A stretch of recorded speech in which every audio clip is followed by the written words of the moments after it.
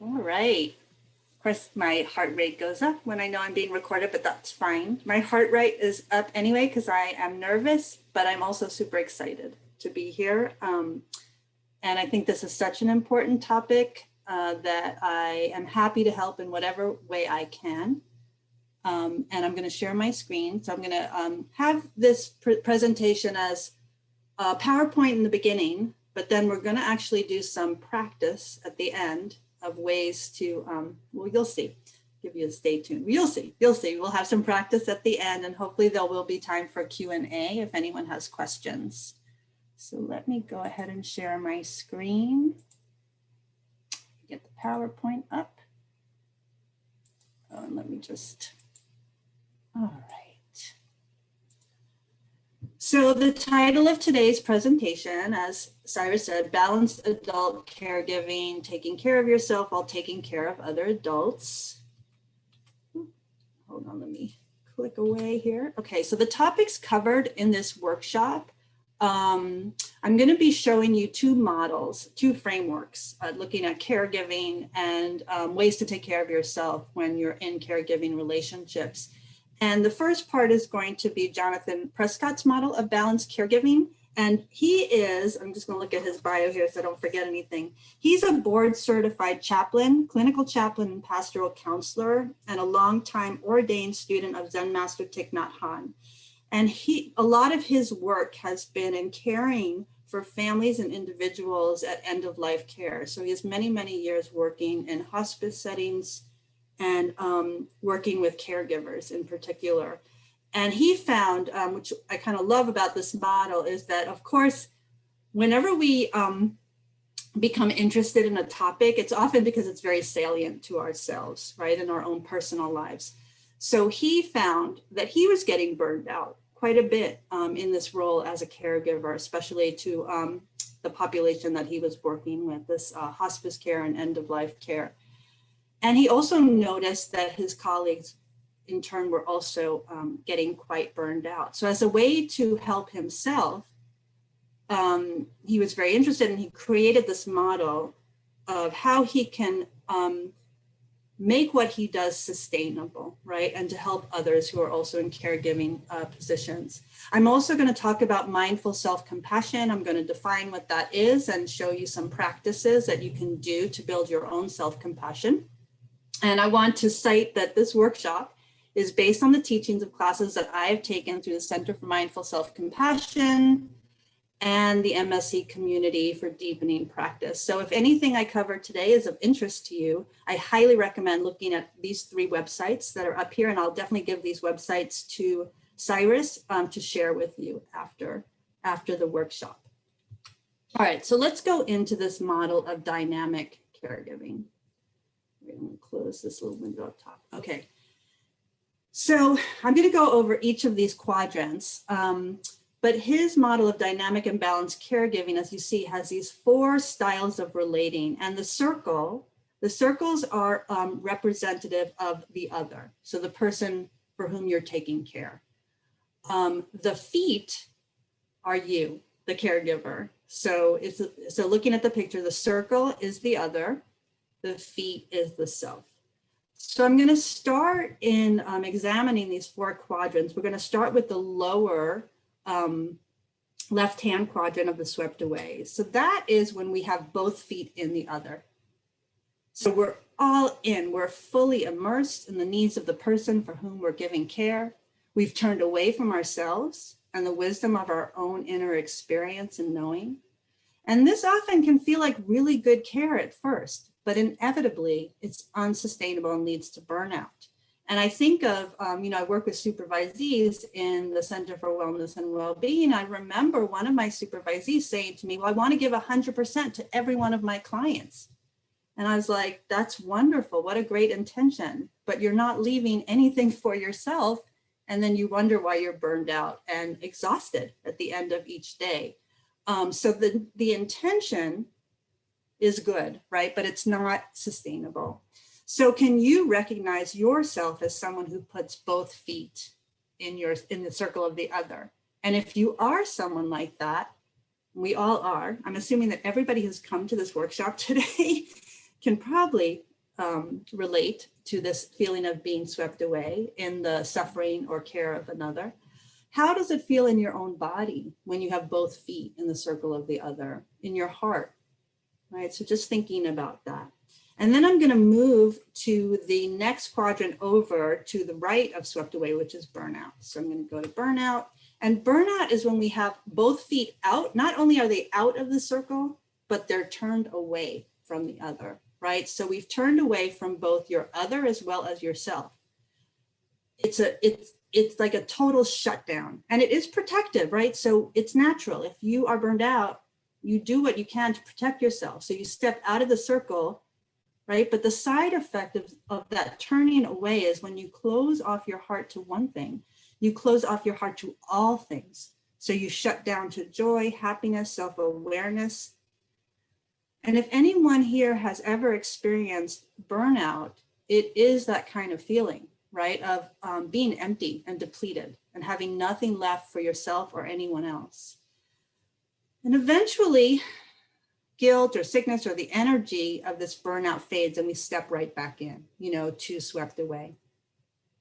So now I'm going to talk about the alternatives to this swept away and burnout. And one is called skillful connection. So this is so important, right? This 1 foot in and 1 foot out. So we're attuned and present to both ourselves and the person we're caring for. And we stand in awareness, noticing what's coming up in our own experience as well as the other person's experience. So we're not losing ourselves. We're still very grounded in ourselves, but we're also grounded in the other. And sometimes we may need to lean more on the foot in the circle in order to increase our awareness of what's going on with the other person. But other times we may need to lean back and lean on the foot outside of the circle to increase our awareness of what's happening within ourselves. And with these insights, we can respond with compassion to both sets of needs, right? So we're compassionate toward ourselves and we're compassionate toward the other. And then finally, sometimes we do need to set boundaries, and when we do so in a skillful way, right? Yes, we step our feet outside of the circle, but unlike burnout, we're not facing away from the other. We haven't shut the other out, but we're facing the other. So in the course of listening, we sometimes choose not to connect for whatever reasons, right? We may recognize that our involvement may be inappropriate or harmful to ourselves and the other, and we decide to refer the situation to others. Our heart remains open, even though our boundaries are clear. So we're setting a boundary with the person for whom we're giving care, the message being, for the good of all involved, we're taking a break from engaging in this way right now. So we're not ignoring our own needs and we're not ignoring the needs of the other, but we're taking a break, right? To reconnect in a way where we can decide like what is best here. Maybe my involvement is not going to be helpful to this other person. Or I'm so filled with pain or something that I need to step out, right? Because oftentimes, if you think about compassion fatigue or empathy fatigue, when I love Kristen Neff, who's the researcher on mind self-compassion, she says empathy is like when you say, I feel your pain, right? Like I feel you, that's the empathy. But compassion is I hold you, right? So it's a much more positive place to be in. So you can hold a person with compassion, but have both feet out of the circle. So I hope that makes sense. So according to John Prescott, who, as I said, worked with many families and individuals at end of life, he found it common that people get into a pattern of either being swept away in giving care, so losing yourselves, and then subsequently withdrawing in pain, so turning away. Then mired in guilt about our withdrawal, because clearly we want to help the person. So when we shut completely off and turn away, we feel guilty, right? And we feel like, oh no, so we need to return, but we return both feet in. And this cycle of extreme in and out engagement can increase suffering all around. So suffering in ourselves, as well as suffering in the other. And if you have been in a caregiving relationship where you've been burnt out and you're irritable and you're tired and you're grumpy and you're angry, that's not helpful to you or the other person, right? So there's a need to really keep the focus on yourself as well as the others, so that, again, you're doing things in a way where you're taking care of your needs too. You're part of the circle of care. So an important part of our caregiving work is finding that fluid, dynamic balance of care for ourselves and care for the other. So this involves a willingness to become familiar with our habit patterns and to listen deeply within so that we may discern our own needs versus our clients, patient, loved ones' needs and respond accordingly. So let's take a moment to pause and reflect, right? So of these 4 quadrants, which quadrant is most familiar to you? And in thinking about it, once you've chosen a quadrant that feels most familiar, what does it feel like for you to be in that quadrant, in that style of relating, both physically and emotionally? So just thinking about that. What does it feel like in your body? What does it feel like in your heart? What does it feel like in your head? And what might lead you there? And sometimes what leads us, especially those of us who might get caught up in the swept away burnout, back and forth, there can be this belief, sort of like my supervisee said, that if I'm going to give, I have to give 100%. I have to be 100% there for others, right? That it is a good thing for me not to pay attention to myself and give all that I have to my loved ones. You know, and these, again, the intentions are good, but they're not sustainable. It's not a sustainable way to have a relationship with another person. So when you are in the quadrant that you're in, what helps you restore balance when you're here? And I know for myself, and I can totally relate to the swept away and burnout back and forth, you know, and often early on, the only way I could restore balance in my mind was to isolate myself from others and just not be around another human being. And sometimes that's okay, right? It's okay to isolate and have some solitude. Sometimes that's what we need, is some solitude. But it wasn't restorative at all when I was doing it. Again, it was more that feeling of burnout. Okay, so let me move on to the next slide, although not letting me, there we go. So one way, as a way to look at this framework, right, of giving and receiving. So sustainable giving requires conscious receiving. So what does that mean?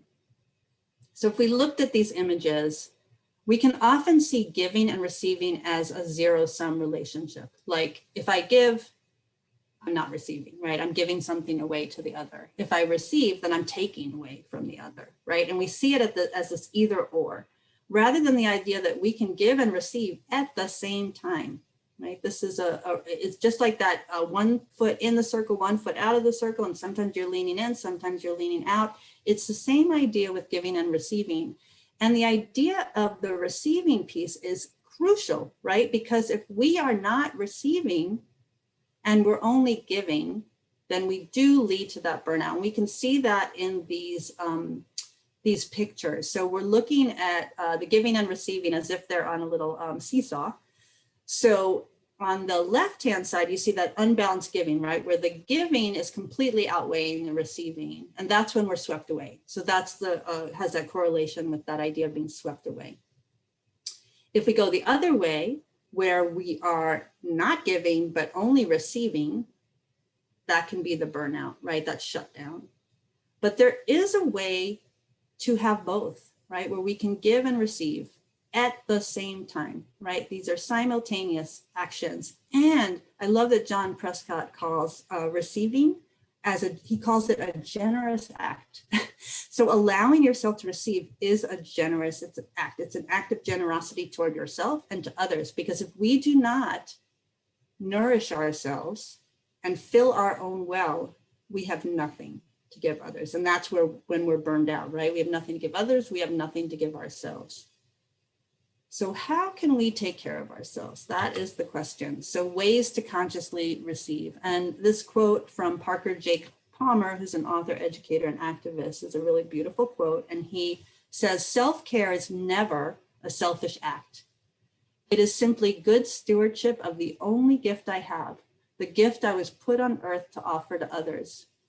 Anytime we can listen to true self and give it the care it requires, we do so not only for ourselves, but for the many others whose lives we touch, right? So self-care is never a selfish act. And I know often when we say self-care, we sometimes, we think of like that self-indulgence of like, I am gonna go to have a spa day, or I'm gonna go to get a massage, or I'm going to do something extravagant for myself. And yeah, that's a wonderful way to take care of ourselves. But we want to be taking care of ourselves in every moment of the day, right? Because self-care means, if we switch the words around, we care about ourselves. So just as you're caring for another person, you want to care for yourself too, right? In the same way. And I know a lot of us have blockages to receiving, and maybe things that we learned growing up, or these beliefs about what giving means, or being a caregiver, right? And not to demolish those beliefs at all, but just to add to them that self-care allows us to give in a way that's sustainable and loving, right? If we love ourselves, we can love others. So one way to think about this conscious receiving on a daily basis, and John gave this to in our class to the students, to me and the other students, of this idea of having this contemplation. What am I receiving in this very moment? And it could be just small things, right? So I did this practice, and I've been doing it, of just asking myself randomly throughout the day, well, what am I receiving in this very moment? And it gives you the shift in perception where you can look around the room, like, so you're not lost in your head, you know? So you could notice, what am I receiving in this very moment? Well, a lot of worried thoughts, a lot of anger, a lot of whatever, but if I look outside of myself, or drop into my body, what am I receiving in this very moment? And for example, I'm sitting in my office, I can look out the window, I see trees outside of my window, and it's beautiful. I see the light reflecting off the leaves and the beautiful green color. So I'm receiving the beauty of nature outside of my window. If I'm washing my hands, I could receive that warm water on my hands, and the idea that I'm cleaning my hands to protect others. I can feel my feet on the ground. You know, I can recognize that I'm, like right now, I'm able to present this great topic to my colleagues that I love, that this is something I love to do, right? So remembering to shift your perspective moment by moment to, what am I receiving in this very moment? And if it is, it could happen within the caregiving relationship as well, like seeing the person you're caring for as your teacher in some way. Like, what is this person teaching me in this relationship? Maybe I'm being taught patience or humility, right? So again, it's a shift in that perception. And then I'm going to be talking next about mindful self-compassion, because there's really some wonderful self-compassion practices that you can do. And self-compassion can often be an antidote to burnout that can come with these caregiving relations, because we're remembering to fill our own well with self-compassion. So I'm going to give you the definition of self-compassion by Kristen Neff. She's a psychologist who works out of University of Texas at Austin. She's written books on self-compassion. She's really well known. She has a really great website, which I'm going to show you, called selfcompassion.org. She has a book on self-compassion. She developed with Chris Skirmer an 8-week class in mindful self-compassion. She's just an amazing person, and what an amazing area of research to be looking at. And the way she defines self-compassion is that it has 3 components. So one is self-kindness versus self-judgment. So again, we can be very judging of ourselves, very judgy. And so the idea is to treat yourself with care and understanding rather than harsh self-judgment. And we can do this by actively soothing and comforting ourselves, just as we would another person. We can give ourselves that same kindness that we give to others. The second component is common humanity versus isolation. So seeing your own experience as part of the larger human experience, not isolating or abnormal. Sometimes when we're suffering, we can feel quite alienated from others. But the truth is that life is imperfect. We're imperfect. Suffering is part of life, whether we want it to be or not, right? So we're not alone. I mean, really, the important thing to understand here is we are not alone. And then finally, mindfulness versus over-identification. So mindfulness allows us to be with painful feelings as they are. So we're not adding anything to it. We're seeing it for what it is. We're not over-identifying with the suffering or the pain, right? Because sometimes what we do is we might over-identify it, like, why me? Or I am always like this, or we get into the always and nevers and all the cognitive distortions. We might run away from it, and that running away from the painful feelings, again, is like the burnout, right? Of the, this is too much, so I'm gonna isolate myself and just go into like full-on numbing activities. Mindfulness allows us to have a larger container in order for us to see it for what it is. So I'm going to share with you some informal practices, soothing touch, equanimity, and compassion break. So I'm going to stop sharing my screen for a moment before I share these practices with you to see if there's any questions or comments before I move forward. How is this landing with everyone? Alice, I can definitely help it. If you welcome Allison's presentation today, give us a thumbs up. If you learned one thing so far, throw us a heart emoji as a reaction. We'd love to gain some feedback from everybody. Oh, beautiful, lovely, lovely.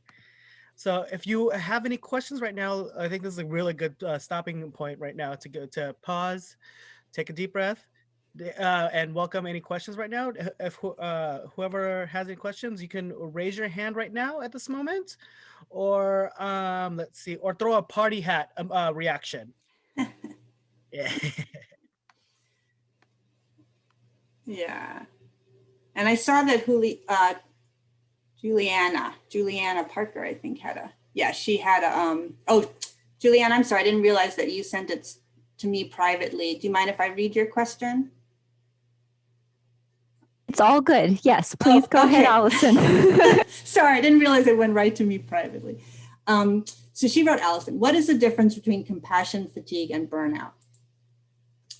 So they're very similar in many ways. However, as there's a lot of researchers now who think in some ways, people who study compassion see compassion fatigue as somewhat of a misnomer, that it's really empathy fatigue that people are experiencing. And empathy is when you, as I was saying, that idea of I feel you, I feel your pain. So when you are with somebody who's in pain and experiencing suffering, our own mirror neurons and our brains light up the parts of our brain that get lit up when we're in pain, right? So we're empathic social animals, right? We human beings. So we can literally feel another person's pain, which is probably why we love movies, right? How many times we go to movies and we cry, right? When we're watching a movie, because we really feel the other person's experience.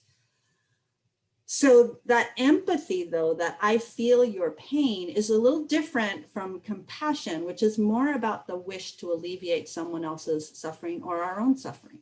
So it's a wish to alleviate suffering in other or ourselves.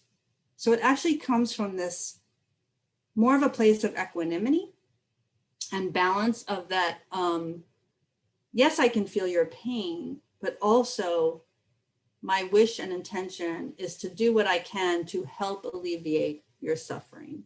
And that doesn't mean feeling overly responsible. It just means I'll be here for you. I'm here for you. And I can sit with your pain.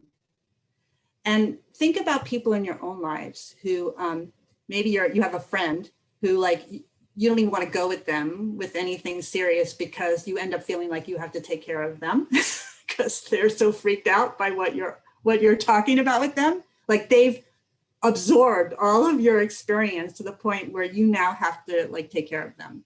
So that's empathy, right? But that's also that other person's inability to skillfully deal with that empathy, right? To manage that empathy on their own. Compassion, on the other hand, think about those people who are able to sit with you, right? When you're in pain. They don't try to like fix your problem or solve it for you, but they can sit and maybe hold your hand or maybe like virtually give you a hug nowadays, but they can be with you, right? And you realize like they're just here with me side by side. So I hope that answers your question, Juliana. Okay, any other questions about any of this before? Yeah, I think I saw three party hats go off. I think I saw Julia, Suong, as well as Sherry Lee Lewis. So Julia, I think you, if you have a question, you're more than welcome to pose it at this time. Oh, thanks. My party hat was for Allison. I just thought it's really fabulous information. And I did submit a question earlier, but I'm not sure that it's super relevant, but I'll just ask it. My question was about, when the time comes for us to go back to campus, I'm feeling anxiety about leaving the person that I care for, that I've been here, every day during COVID. And now I'm going to have to leave. I'm feeling a creeping anxiety coming on, like, well, what's she going to do when just maybe tips on how to just deal with that, I guess. The anxiety of leaving. Yeah.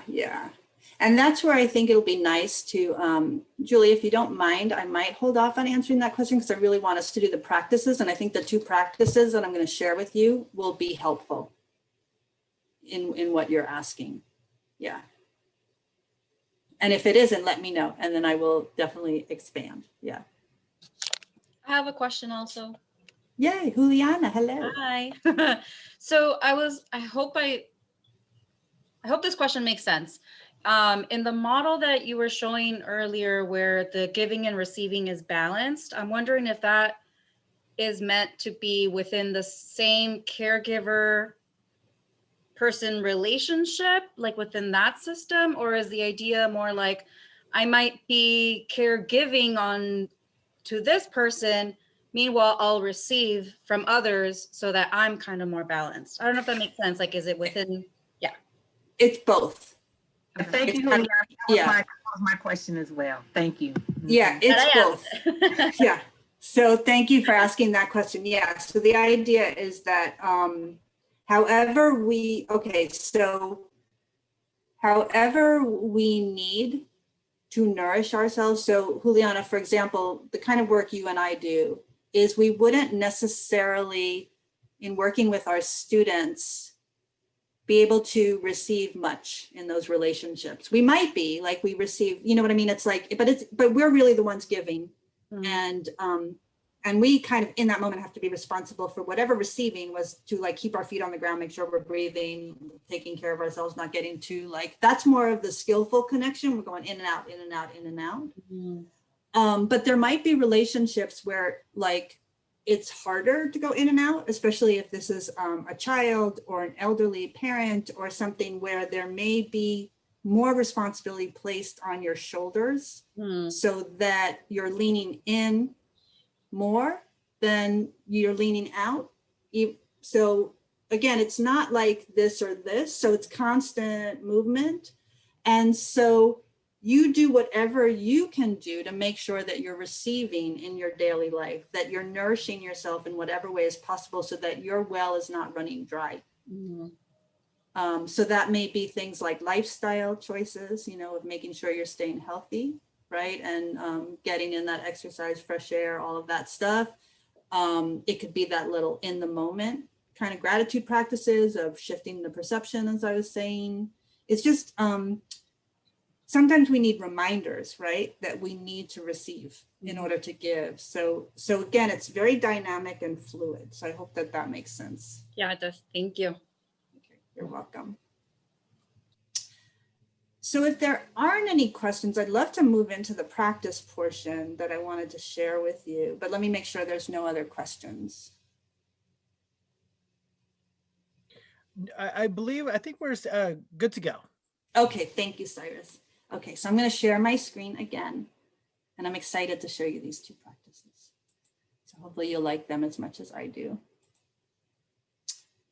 Okay, so let me close this. Show. Okay, so I wanted to show you Kristen Neff's website, which is self-compassion.org, because I'm going to share two of the practices that come out of her research and her mindful self-compassion program. So you can find a lot of her practices. There's so much beautiful, amazing information on this website, which is why I wanted to show it to you. And then if you go into practices, she has some guided meditations, self-compassion exercises, and tips for practice. So I'm going to go into the guided meditation practice because I want to show you this one, which is a great informal practice called the self-compassion break. Now in this, oops, let me get rid of that. In this practice of self-compassion break, she is going to ask you to conjure up a little bit of suffering. So I want to say to you, like, it's easy for us to go there, but for the purposes of this exercise, stay within, like, if we're looking at a 1 to 10 range, keep your suffering at like a 4 or a 5. You know, don't go to the most difficult relationship or the most difficult circumstances. Keep it, for the purpose of this exercise, keep it in that mid-range. So let me go ahead and share this practice with her. It's about 5 minutes long. And just, you know, follow her guidance as she goes through the practice. This practice is called the self-compassion break, and it's something you can do anytime during the day or at night when you need a little self-compassion. So to practice this exercise, we actually need to call up a little suffering. So I'd invite you to think about a situation in your life right now that is difficult for you. Maybe you're feeling stress, or you're having a relationship problem, or you're worried about something that might happen. I'd invite you to think of something that is difficult, but not overwhelmingly difficult, especially if you're new to practicing the self-compassion break. So finding a situation and getting in touch with it. What's going on? What happened? Or what might happen? Who said what? Really bring the situation to life in your mind's eye. And then I'm going to be saying a series of phrases that are designed to help us remember the 3 components of self-compassion when we need it most. So the first phrase is, this is a moment of suffering, right? We're bringing mindful awareness to the fact that suffering is present. And I'd invite you to find some language that speaks to you. Something like, this is really hard right now. Or, I'm really struggling. We're actually turning toward our difficulty, acknowledging it, naming it. This is a moment of suffering. The second phrase is, suffering is a part of life. Okay, we're reminding ourselves of our common humanity. Suffering is a part of life. And again, finding language that speaks to you. It may be something like, it's not abnormal to feel this way. Many people are going through similar situations. Right? The degree of suffering may be different, the flavor of suffering may be different, but suffering is a part of life, part of being human. And then the third phrase is, may I be kind to myself in this moment. And to support bringing kindness to yourself, I'd invite you to perhaps put your hands over your heart or some other place on your body that feels soothing and comforting. Feeling the warmth of your hands, the gentle touch. Letting those feelings of care stream through your fingers. May I be kind to myself. And using any language that supports that sense of kindness. Perhaps language you would use with a good friend you cared about who was going through a very similar situation. You know, it may be something like, I'm here for you. It's going to be okay. I care about you. You can even try using a diminutive if that feels comfortable. You know, oh darling, I'm so sorry. Or you can try calling yourself by your first name. Anything that feels natural to express your deep wish that you be well and happy and free from suffering.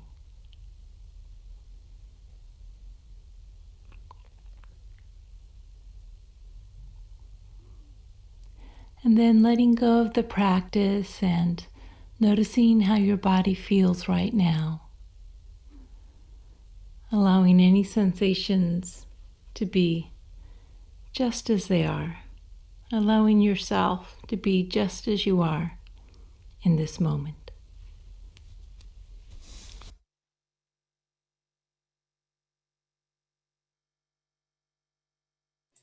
The mindful self-compassion break can really be done as an informal practice. That was more of a formal practice as she led us through it. But once you get familiar with that practice, like it could be done in a matter of a minute. So, you know, if you're feeling anxious or distressed or anything, I've been doing it lately for anxiety because I don't know if it's just me, but this pandemic makes me anxious. So if I'm anxious, then, you know, I put a hand on my heart, and that's the soothing touch, right? Is that we can find soothing touch in whatever way feels good to us. It could be hand on heart, holding your own hand, giving yourself a hug, maybe a hand on the cheek. So that soothing touch. And then, you know, sometimes my mind, again, goes into that either avoidance or over identification with the emotion. And to get out of that loop that my mind could go into, I'm like, okay, this is a moment of suffering. This anxiety is a moment of suffering, you know, and then I could go through the steps of like, yeah, I'm not alone. And then even the act of putting my hand on my heart is being kind to myself, right? Feeling the warmth of my own hand. So that's a great practice to do as often as you can remember it, right? That's always the hardest part, is to remember to do these practices. But the receiving, what am I receiving in this moment? And also the self-compassion break. And then there's one more practice I want to share with you. So I'm going to share my screen again. It's another practice guided by Kristen Neff. And this is specifically for caregivers, and it's an equanimity practice. So I'm going to share my screen again and share this last practice with you. It's on YouTube. It's also on her website, but it's also on YouTube. And there she is with that pretty background. So I'm going to go ahead and start this practice, and she'll walk you through it. Hello. I'd like to lead you through a practice called Compassion with Equanimity. And it's designed for caregivers to be used in actual caregiving contexts, although I'm going to lead it more like a meditation. So go ahead and close your eyes. And imagine that you are in a caregiving context. Maybe you're caring for a patient, or an elderly parent. Right, imagining a real caregiving situation, call it up in your mind's eye. Again, normally you would do this in real life, but for now we're going to imagine we're there.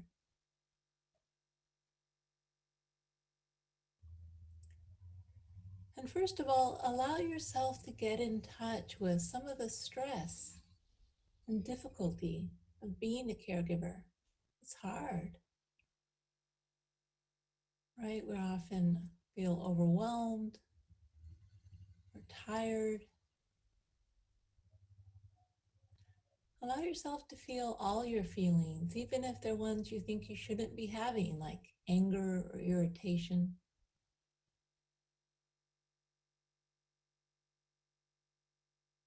Just letting everything arise.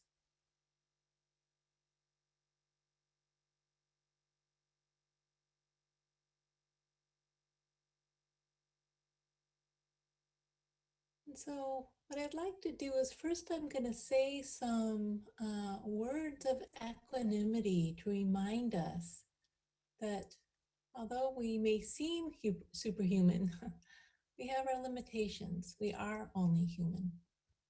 But please just let these words drop into your awareness. Everyone is on their own life journey. I am not the cause of this person's suffering, nor is it completely within my power to make it go away, even though I wish I could. Moments like these are difficult to bear, and yet I will try to help if I can. Just letting those words settle into you.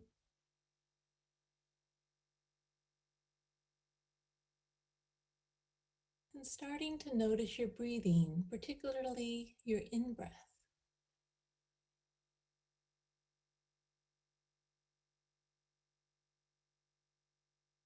Noticing how the breath nourishes you, gives you the oxygen your body needs.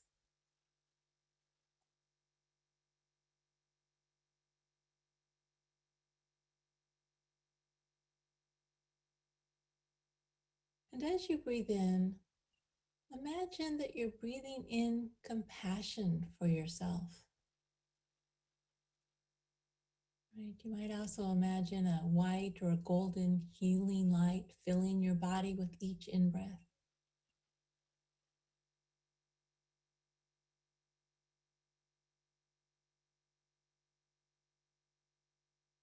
But as you breathe in, breathing in care and concern for your own struggle and difficulty as a caregiver.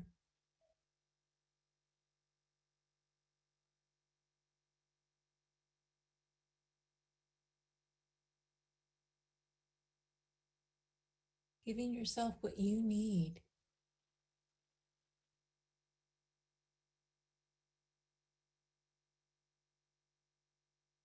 And perhaps that's strength, courage, peace, or simply compassion. Breathe in for yourself.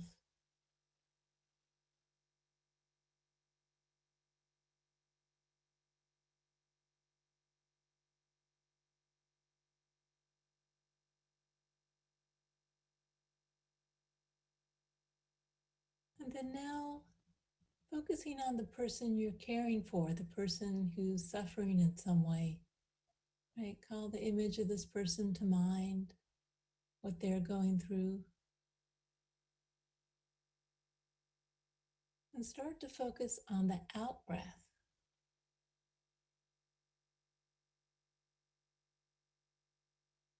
And as you breathe out, imagine that you're breathing out compassion for the other, for their suffering and difficulty.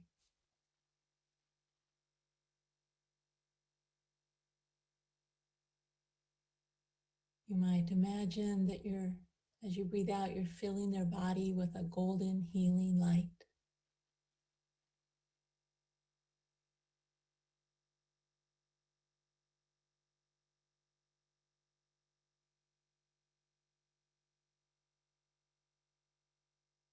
using the breath metaphorically to send your well wishes so that they have what they need.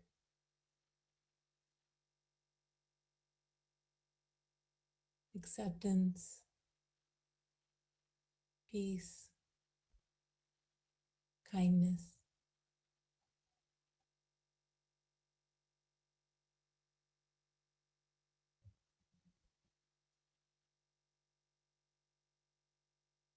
And then bringing both together so that as you breathe in for yourself. And as you breathe out for the other. So in for me and out for you.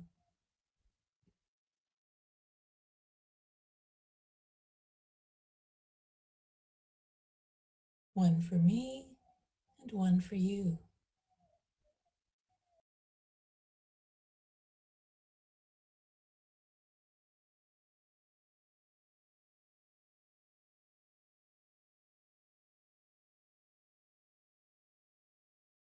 And if you like, you can adjust the ratio. So maybe your own stress, fatigue is really coming up for you. Feel free to breathe in more for yourself. 4 for me and 1 for you.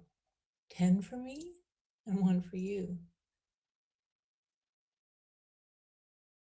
Or, if the suffering of the person you're caring for is really salient, feel free to breathe out more for the other. But just make sure you always include both yourself and your other in your breathing, in your circle of compassion.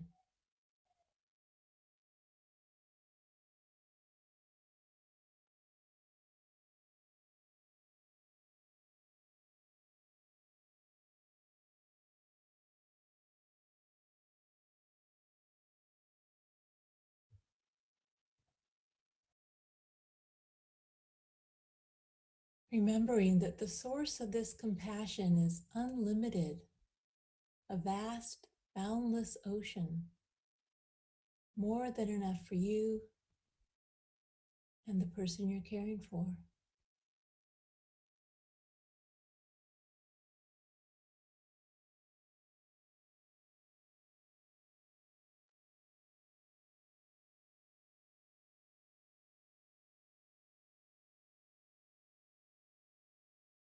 And once more, remembering these words of wisdom. Everyone is on their own life journey. I am not the cause of this person's suffering, nor is it completely within my power to make it go away, even though I wish I could. Moments like these are difficult to bear, and yet I will try to help if I can.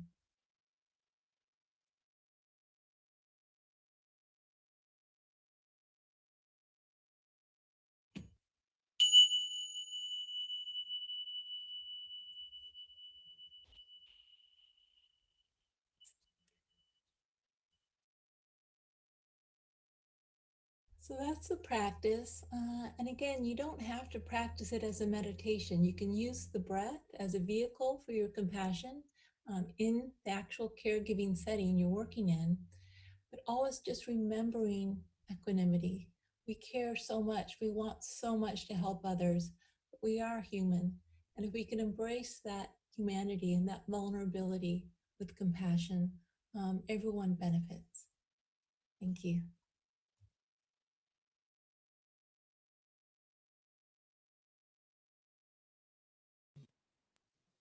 Oops, uh-oh.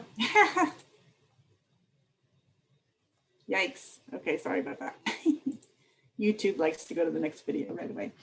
All right, so yeah, so those are a couple of practices that I think can be really beneficial. And really the underlying message of this entire workshop, I hope, is to really keep yourself in the circle of care. And going back to Julia's question about even that anticipatory anxiety about leaving the loved one, not being able to care for them anymore, that is, or in the same way you were able to before, that's a moment too to have compassion for yourself, right? So to have that compassion for your own grief or sadness, right? So again, we keep ourselves in the circle of care, and we also remember those equanimity phrases, right? That we need to share the responsibility. It's not all on us. Again, we don't need to have both feet in and that swept away. So I know we're at the end of our time, but I want to thank you all for coming. And if you have any additional questions for me, feel free to email me at any time. If there's anything I didn't address that you feel like, oh, I wish she had spoke more about whatever, just feel free to email me. So thanks, everybody. Thank you, Allison. That was a gift of Yes, thank 1 you. hour for us. So thank you. For those that are still here, throw us a heart if you gathered one thing from Allison's presentation today, because it was simply amazing. So. Thank you, everyone. I mean, I just love these topics. And again, I'll give, this will be recorded, but I'll also give Cyrus the websites that I told you about, and then an additional handout that outlines the John Prescott's model. So you can have a nice reminder of that. That's great. You've definitely, you've given us a sense of calm, at least for me. Oh, Calmness. Absolutely. I'm glad. Thank you. Thank you very much. All right. Well, I guess this formally concludes our presentation with Allison. If you'd like to stick around, you're more than welcome to. But if not, thank you all so much for attending, and we will catch you at a future session with us as well as Allison. Yeah, thanks, everyone. And I'll stick around for a minute if someone wants to ask me a question. Or... Again, people can email me.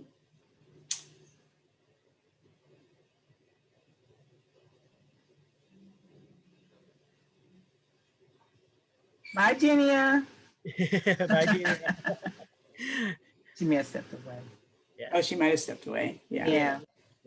Okay. Thank you so much, Allison. Oh, That was really good. Yeah. Glad you liked it. Mm-hmm. That is definitely a presentation you want to have. Yeah.